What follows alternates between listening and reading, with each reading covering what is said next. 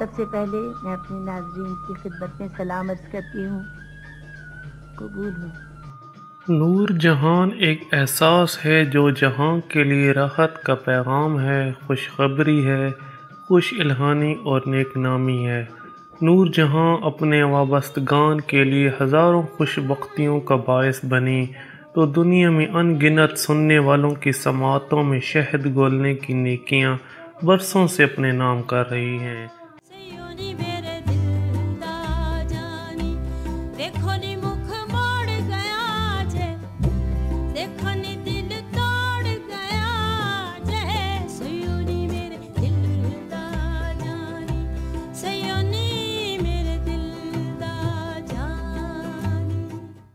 نور جہان کی پہلی شادی شوکت حسین رضوی سے 1944 میں ہوئی جب وہ بیبی نور جہان سے نور جہان ہوئیں۔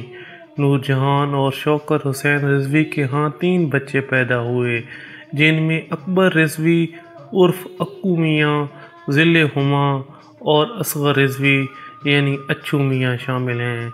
شوکت حسین رضوی نہ صرف نور جہان کے شوہر تھے بلکہ گرو بھی تھے۔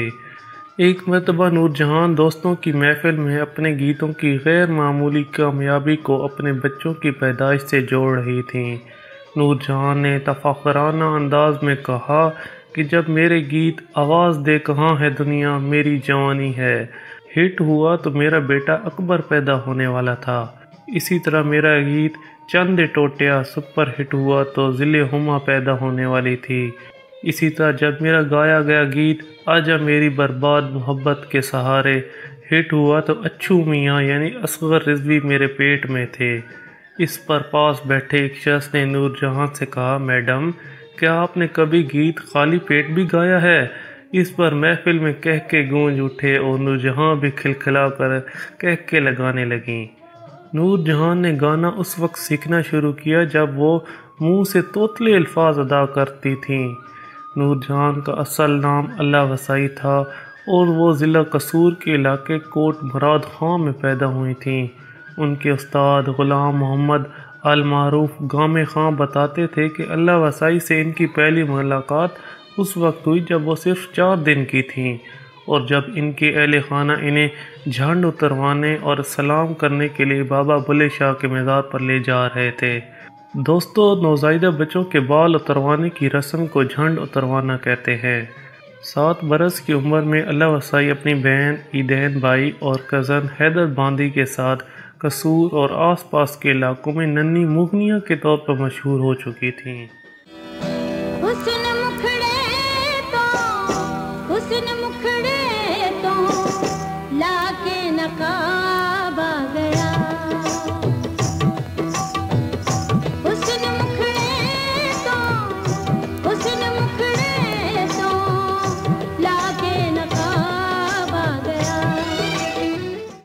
1942 میں لاہور کے فلمی ادارے کے سربراہ سیٹھ دل سکھ ایم پنچولی نے نور جہان کو بطور ہیروئن کاسٹ کیا اور اس وقت کے پڑھے لکھے ہدایت کار شوکت حسین رضوی سے فلم خاندان بنوائی۔ اس فلم کی کامیابی نے جہاں نور جہان کو پورے بھارت کی سٹار کنفرم کر دیا، وہاں فلم میکنگ میں بھی لاہور، کولکتہ اور بمبئی کے مقابلے میں سامنے آن کھڑا ہوا۔ نور جہان حاضر جواب تھیں۔ وہ کسی دوسرے شخص کے منہ سے برموقع اور برمحل اچھی بات سنتی تو اسے داد بھی دیتی تھی۔ ان کو خوش شکل لوگ بہت پسند تھے، وہ خوبصورت پرست تھی، وہ آرٹسٹ تھی، بھلے تو ان کو اچھی شکلیں تو ہمیشہ، اور تعریف کرتی تھی، وہ عورتوں کی تعریف کرتی تھی، ان کو اپنے پاس بٹھا کر پوچھتی تھی کہ اچھا لپسٹک کون سی لگائی ہے، اچھا تم نے یہ آنکھیں کیسی بنائی، اے ہوسٹسز کو۔ اسی طرح تو وہ پلین میں اپنا ٹائم گزارتی تھی، اچھا بیٹا آؤ بیٹا اپنی لپسٹک لا کے دکھانا، پھر وہ سارا اپنا میک اپ لے آتی تھی، میڈم جی کو ٹرائیاں کرا رہی ہوتی۔ دوستو، نور جہان کی دوسری شادی اعجاز درانی سے 1959 میں ہوئی جب وہ سپر سٹار کے ساتھ ساتھ ملکہ ترنم کا لقب بھی پا چکی تھیں۔ ان کی 3 بیٹیاں پیدا ہوئیں جن میں حنا، شازیہ اور ٹینا شامل تھی۔ نور جہان کے نزدیک اعجاز کی حیثیت شور سے زیادہ انوکھے لاڈلے کی تھی۔ نور جہان اور اعجاز درانی کی شادی کے وقت دونوں کی عمریں بالترتیب 33 اور 24 برس تھیں، یعنی اعجاز نور جہاں سے 9 سال چھوٹے تھے۔ نور جہاں اور اعجاز کی شادی اور دونوں کے رشتے کے بارے میں نگار خانوں میں مشہور تھا کہ نور جہاں نے اعجاز کو یوں رکھا ہے جیسے ہتھیلی کا پھپولا۔ ان کی بیٹی ہنا بتاتی ہیں کہ میں نے اپنی ماں کو اپنے باپ کے عاشق کے طور پر دیکھا ہے۔ ہم نے دیکھا ہے کہ ماں ابا کے کپڑے خود استری کر رہی ہیں، پینٹ کوٹ کے ساتھ میچنگ جرابیں تک خود پہنا رہی ہیں، ابا کے نہانے کا پانی گرم ہو رہا ہے، ماں ابا کے ناز اٹھا رہی ہیں۔ ہم بہنوں نے دیکھا کہ میری ماں جب بھی ابا کے سامنے آئیں 16 سالہ کی لڑکی بن کر آئیں۔ فردوس بیگم اعجاز کے قریب کیسے ہوئی؟ نور جہاں سے شادی کے بعد اعجاز اور زیادہ سنجیدہ اور میچور ہو گئے تھے۔ ویسے بھی وہ دھیمے مزاج کے انسان تھے۔ نور جہاں کے ساتھ رشتہ ازدواج میں رہتے ہوئے جہاں اعجاز ایک طرف کامیاب اداکار بن چکے تھے، دوسری طرف انہوں نے ایک کامیاب فلم پروڈکشن ہاؤس قائم کیا جس میں اپنے وقت کے نامور پیشہ وروں کو باہم اکٹھا کر لیا۔ ان کے ادارے سے دوستی، مولا بخش اور شعلے جیسی کامیاب فلمیں پروڈیوس ہوئیں، جبکہ سب سے کامیاب فلم ہیر رانجھا رہی، جس میں بذات خود انہوں نے رانجھا کا کردار نبھایا، جبکہ اپنے وقت کی سپر سٹار فردوس بیگم ہیر بنی۔ اس فلم نے باکس آفس پر تو بزنس کے ریکارڈ قائم کیے، لیکن نور جہاں اور اعجاز کو ایک دوسرے سے دور کر دیا۔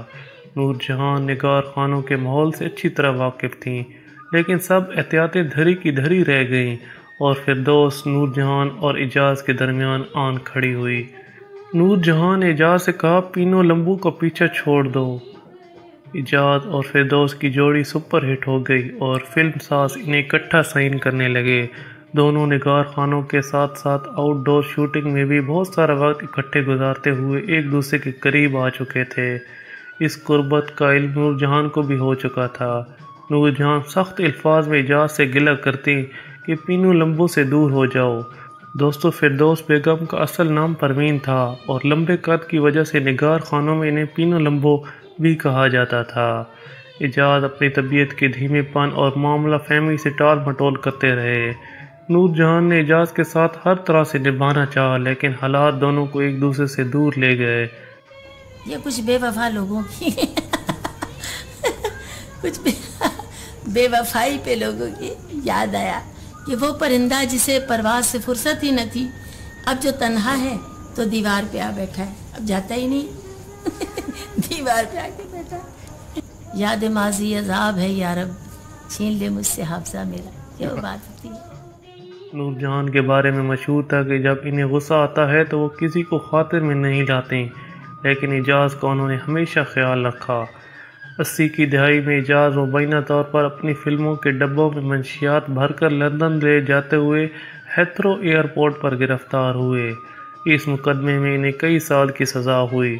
نور جہاں نے اعجاز سے جیل میں ملاقات کی اور برطانوی عدالتی قوانین کے مطابق ان کی رہائی میں بھی مدد کی، اس بات سے قطع نظر کہ ان دونوں کی اس وقت تک طلاق ہو چکی تھی۔